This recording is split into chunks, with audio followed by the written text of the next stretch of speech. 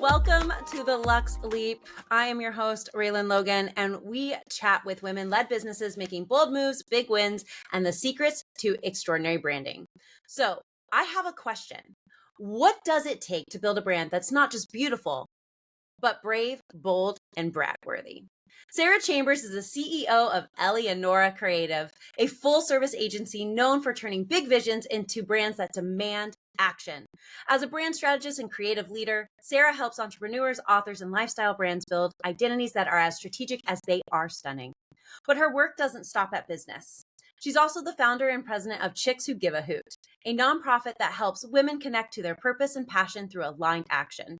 She's the host of the organization's long-running podcast and has guided it from its quirky handmade beginnings to a powerful movement rooted in impact. Before launching Elly and Nora, Sara spent years in the nonprofit and communications world, mastering everything from PR and messaging to mission alignment. These days, she's still obsessed with good food, deep conversation, and the thrill of a perfect thrift store find. She's an Enneagram 8. I'm a wing 8, so we get along, a book lover with an ever-growing TBR pile, and she calls Phoenix home with her creative husband, Sean, and their son, Harvey. Please welcome the magnetic mind behind brands that make moves, Sara Chambers, one of my dear friends. Hey, Sara. Hey, what a lovely, and I'm just going to have you preface me everywhere I go from now on. That was amazing. Thank you so much for having me. Of course. I'm just here to make everybody feel luxurious. Giant hair flip for those who aren't watching the video. I love it. So, Sara, let everybody know what inspired you to start your brand. Give us the Grandma's Reader's Digest version, because I don't know who reads that. I always love to say that I really started my business off the back of rejection and redirection. So I have the classic entrepreneurship cliche story where I was released from my corporate position one day because it was being eliminated. But we really know that the answer behind the answer was that it was no longer a good fit. And I really got pegged as being difficult. And that story really was like my villain origin story, if you will, and set me off on a trajectory to do it my way. And so I like to say that I started my business because I really don't like being told what to do. And that kind of set the tone for everything I'm doing here from now on. But it really put me off on a path of entrepreneurship and really figuring out that the reasons that I didn't fit well into that environment were the exact reasons that made me an exceptional entrepreneur. And I think that it's all just about learning to lean into the leap and trust the pivot and really begin to trust who you are, and that it's not always exactly it's not the person all the time, but a lot of times it's just the environment. So that's where I started. That's so true. And I mean, that's how I started mine too, because, well, COVID made me do it, but I was also gratefully shown that door to go. You were ushered in. Yeah, I was ushered into another room, if you would have it that way. And I agree. You know, how many times have you been told you're too difficult, too direct, too ambitious? I'm just naming all the things I've heard personally to myself. I don't know that you should have worded it that way. I'll word it the way I need to say it, actually. You're welcome. So when you think about those times, and you know, you've done such incredible work, especially this year, what is that most pivotal moment in your brand journey that really defined where we are today?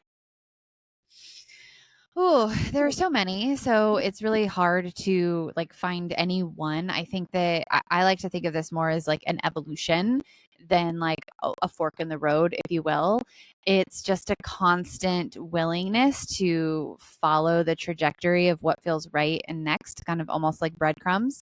So I think that there's several pivotal moments that I can point out. I think some of them really center around the idea of community, because every client that I've ever had, it feels like, is off the back of a relationship, off of the back of doing good work, off of the back of doing what you say you're going to do and having a lot of integrity and a great reputation.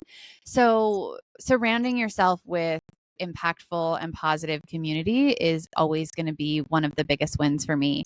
And I've got major pivotal moments in my own business that can always kind of point back to when I found myself in a new room, or when I met a new person, or when I had a really incredible introduction or deepened a really great relationship. And so I'm always kind of pointing back to that is every major moment in my life and business can be traced back there. No, that's incredible, because I don't know that people always look at it that way. You were speaking and I was just thinking about how my week has gone. Literally, it's every single time something big in my life has happened, it's because I said yes to somebody that I know who needed help. Never really Yeah. because I went for it necessarily. So yeah, COVID like was a huge pivotal moment, but all the other pieces were somebody asked me to help them with their podcast. Somebody asked me to be MC for this thing. Like somebody asked and I said, of course I'll help you. And so when you think about like it's more these moments of community, of getting into new rooms, that really resonates. And I think that we don't always stop and sit with that. Or we just think about like at the outcome and how that win was great, but like who helped you win? Because it's very rarely ever done alone. Very rarely. I don't think that any of us really are doing business in a silo, you know, and I don't know. I obviously can't speak for everybody, but I feel like we're kind of over the lack of connection. And I think that people are really craving it. And as we, continue to progress in society and collectively in our consciousness, that people are always continuing to anchor back into what feels real and the things that we can trust. And when you have people surrounding you that are real and trustworthy and have exhibited actions over the course of your knowing them in your relationship that leads you to understand how they might behave in the future, it gives you a lot more predictability in how they might behave in another situation. And I think that that is what allows us to make really positive and calculated decisions when it comes to our businesses, because we have people in our community, in our lives, that we can trust. And we need that. We need more of it, because the words right now are that we're in a trust recession. That we're lacking in trust, but I personally don't feel like I am. Others may feel that way, but I think it goes to speak to the people that I surround myself with versus having that. I find it kind of a negative outlook on the world. But yes, we were all, the ads used to work a lot of the time. Like we were very much conditioned to buy in a certain way, but it always shifts as time goes on. Like we could go back to the 80s. How we were sold to in the 80s would not work now. Maybe actually enough time has passed. Like to the 90s, to the 2000s, to the 10s, to the 20s. And so what are your feelings on this idea that there's a trust recession when community is so important to you? I mean, I think that there's some validity to it. I think that especially like absolutely no hate on AI. Like I absolutely embrace so many pieces of it. But what I think that it means is that we have to become smarter consumers of media, and we have to take on the responsibility of having discernment. And I think that there was a phase where, people used to just do business with a handshake and that was acceptable. But there is so much garbage and noise out there. It feels like the infiltration of an online and a digital space just feels like we're constantly being plummeted with more content, more noise, more people, more saturation, more capitalism, more like just more. And as you start to get flooded with so much abundance of people and people in the market, everyone's selling something, there's so much content, there's so much noise, everybody has a website, I think that that's when we start to kind of revert back and the pendulum starts to swing a little bit in the opposite direction, to say like, hey, there's so much out there. So now I have to start to have a little bit more discernment, and I have to start to look at what's out there a little bit more critically and make decisions from a place that's good for me, because I can't possibly consume all of this content. I can't interact with all of those people, and I don't, have time. And there's, as things progress, there's also going to be opportunists, and there's also going to be people out there who are not deserving of our time and our trust. And so we have to be more media literate, and we have to be more discerning. And I think that it's coming back to like trusting like our own experiences. And I think that human to human relationship is always going to prevail. Always. And there's not I'm with you. I love AI too. I'm going to use it, but we have to put the human into it. And, I don't know where Erica's episode is going to land before yours or after yours, Sarah. So whoever's listening to this, one day there'll be an episode from Erica Stanley, and she's a good friend of ours, and she's really great at AI, and you should go listen to it. But she always shares with us like how important it is to still have it feel like you. It's there to speed up your processes. It's there to help you, but it will never replace you as a human. And you're right, there are opportunists, and we do have to operate with a level of discernment. And there's so many factors to it. And, you and I aren't too far apart in age, but we both remember the time before cell phones. We both remember the time before the dot-com boom.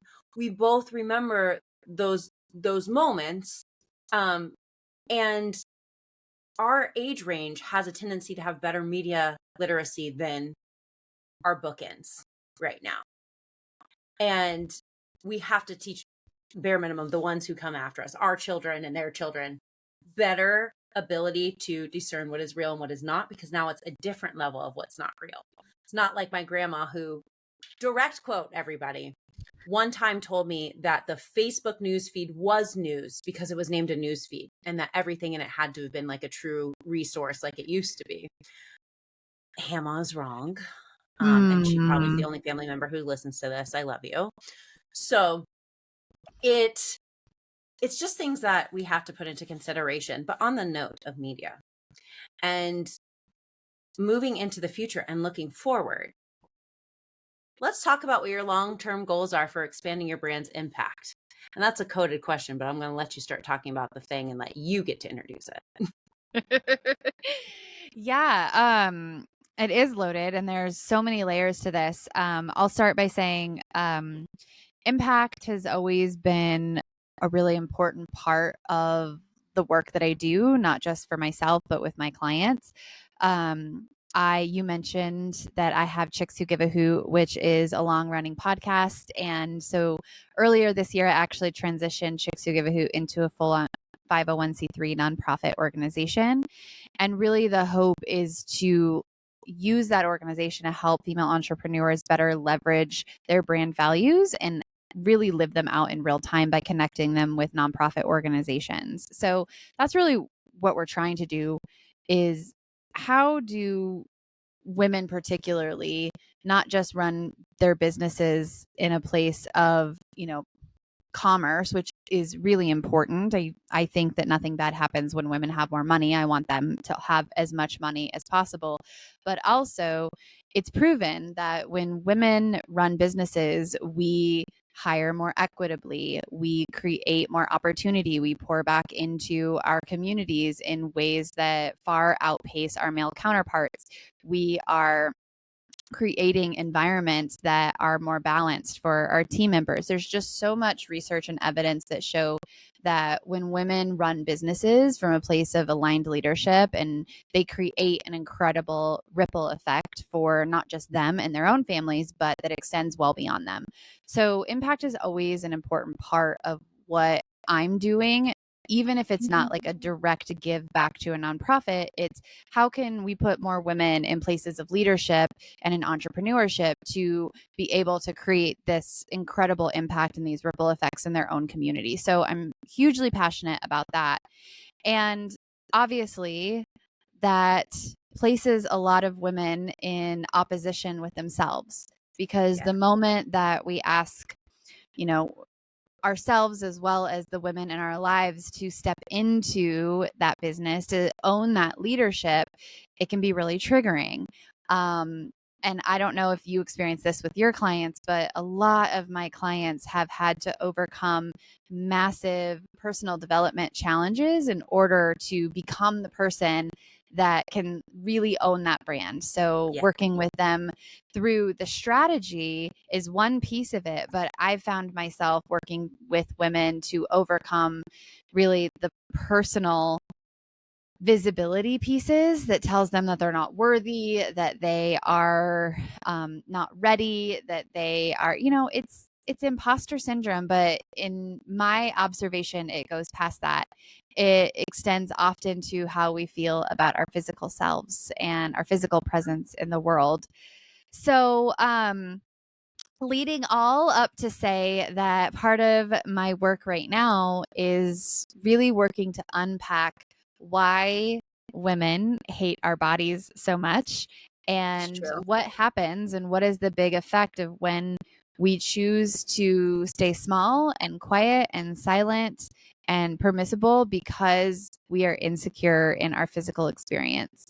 And so I am getting ready to launch a book called Do It Fat, an unapologetic guide to taking up more space regardless of your size. And it really is a cultural critique of why women are so conditioned to hate our physical bodies so much. And you will not be surprised to know that I have discovered that it is patriarchy, capitalism, and racism. Surprise, shocking. I know. Say. I can't imagine.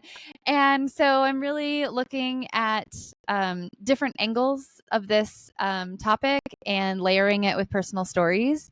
And I'm really profoundly moved by even just the reaction that I've had leading up to launch and how many women need to have this permission slip delivered to them to say, you do not have to wait until you have some arbitrary, like smaller body in order to go after your big dreams and vision and ambition. You can do it now.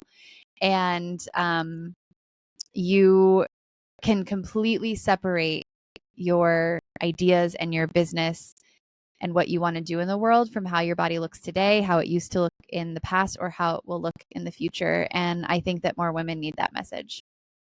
I think women for sure need that message. Even I need that message. Like it doesn't matter what you look like. There is some type of insecurity that has been spoon fed to us since we were very little. And it's showing up in like the little girls that I see all the time that are friends with Gray. And this idea, you said something and I thought of it, like only creatives can do.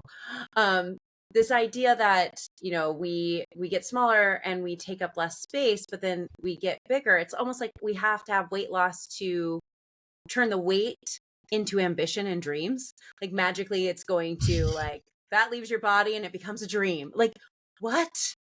And now you're good enough for that dream and it's just going to keep going and going. Like that's not real. Yeah. We're Yeah. all capable. We all can do the right hard things. And the thing about women is we do the right hard things. We show up for the people around us, the people that we love, the people that we don't love, but we extend love to no matter what. Better than some of our male counterparts. There's this thing, I'm going to just read a piece of it. I got to pull it up on Instagram that I saw that I would love to get your thoughts on. No, who's that? Who's getting married? That was pretty. Oh my gosh, just the feedback of me talking about all the things that I see in real life. Here it is. Somebody had posted this on, it looks like Threads. I can't tell, but you know how they like to put things on a picture? Could just be fake and they wanted to put their thoughts out there. I don't know. Anywho, everybody, it just, it's by you Pasnagatum. That's my best bet. I'm super sorry if this is you. Love to have you on the show. I'm not the best with names. Telling women to fix their imposter syndrome was a convenient way to keep them focused on self-help instead of asking why the bar for male leadership is so inherently low. The more we taught women to lean in, the more we let men burn it all down. And it goes on for like pages. But Whew. that's how it starts. And then the second piece of this paragraph is imposter syndrome is a corporate smokescreen that turns systemic bias into individual flaw. Instead of interrogating why women were made to feel out of place in rooms they had every right to be in, we said, nah, the problem is in your heads. And Mm, that problem started to manifest in our bodies because we hold stress in so many different places, like our hips, like our stomach. Insert here. And then the male gaze tells us that we're no longer attractive.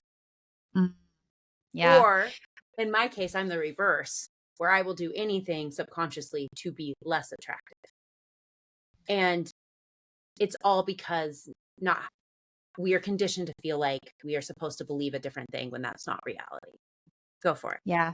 Oh my goodness. There's so much to unpack there. Um, I think the main takeaway from that is that it's incredibly wrong for us to place the responsibility on individuals and completely ignore the systems that created the circumstances in which those people have to deal with the situation that they're in. So in this particular case, we are definitely talking about patriarchy, talking about the denial of female leadership. And it's so much easier to place all of the blame, all of the responsibility, all of the expectation on how women show up in their space. And something I talk about in the book is this idea of like the double bind, because women just can't win. So if you show up in your leadership and in your power, then you're pegged as difficult or too aggressive, and people don't like Yep. that, and you sacrifice like likability points. However, if you show up permissive and softer, then you lack the leadership skills that are able to or necessary in order to maintain that role. And so it's really like women just can't win. There's always a tripwire, and we never know exactly where that wire is. It's completely invisible. It's always changing, and it's not structured or standard, and it's always arbitrary.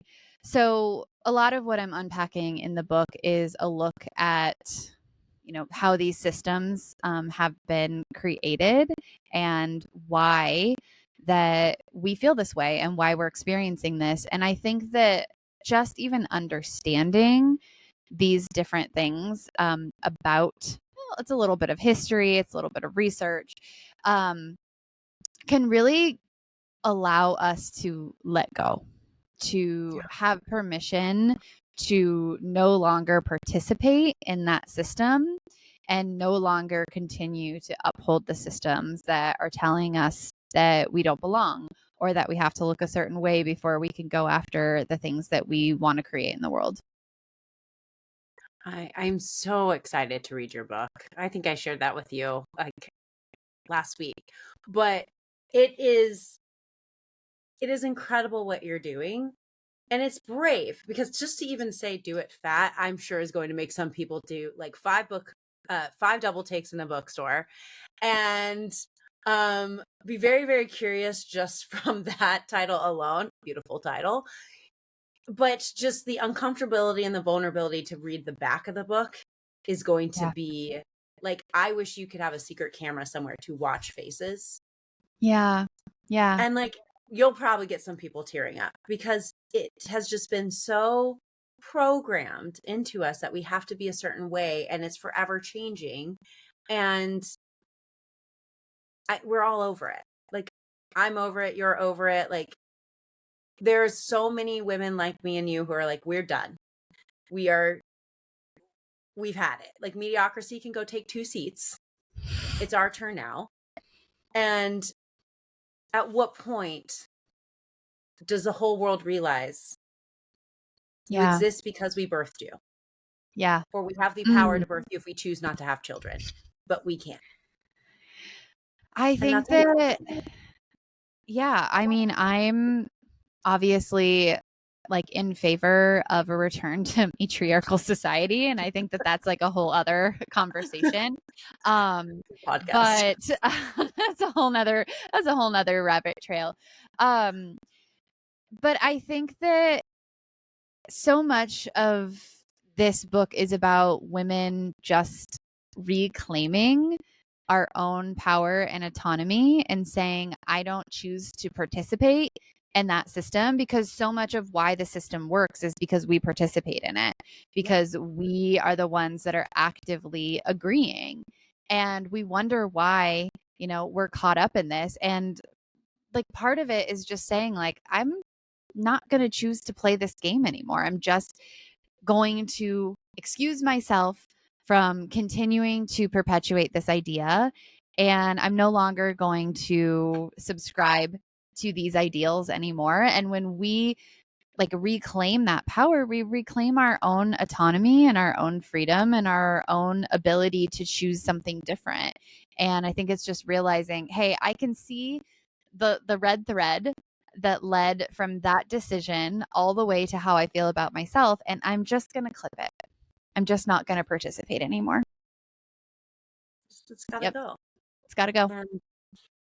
And that's a good thing, everybody. That is a good thing. You feel a lot more free. Oh my goodness. Sara, this is incredible. I know we're getting close to time, so I have to ask you the fun questions, which I'm so interested to hear how you answer these based on today's combo. But it wouldn't be a Luxe Leap without me asking, what does a day living a luxurious life look like to you? Ooh, so good. I mean, obviously everybody defines luxury very differently. And for me, kind of going back to what I told you in the beginning, like, I don't really like being told what to do. So a luxurious life for me is freedom and autonomy, to be able to make decisions on my own terms, to be able to choose differently, to be able to have enough time and resources to be able to say, this is what I want, how I want to spend my time today. This is how I choose to use my finite resources, and not feel that that is a decision that's coming from anyone else but my own integrity. Oh my gosh, the best day ever. The best days ever. Life ever, for sure. Pretty much. So, in one word, what is your primary motivation in business?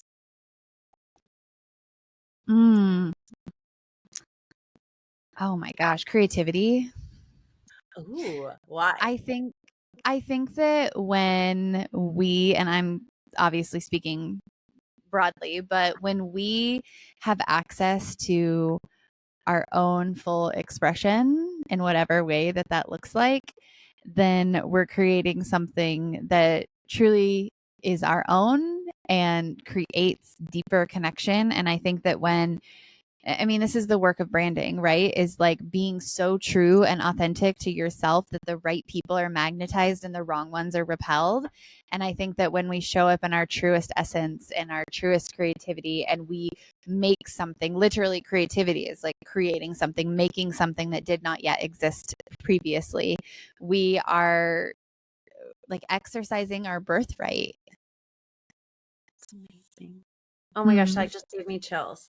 That is incredible. I am so grateful to have you on this show. I'm so excited to see how the world takes your book this year. I mean, you have done incredible things this year, from saying it was going to be a nonprofit to making a nonprofit to hosting a conference to talking on TEDx to writing a book. Like, okay, Superwoman, you've done the things, and it is so inspirational.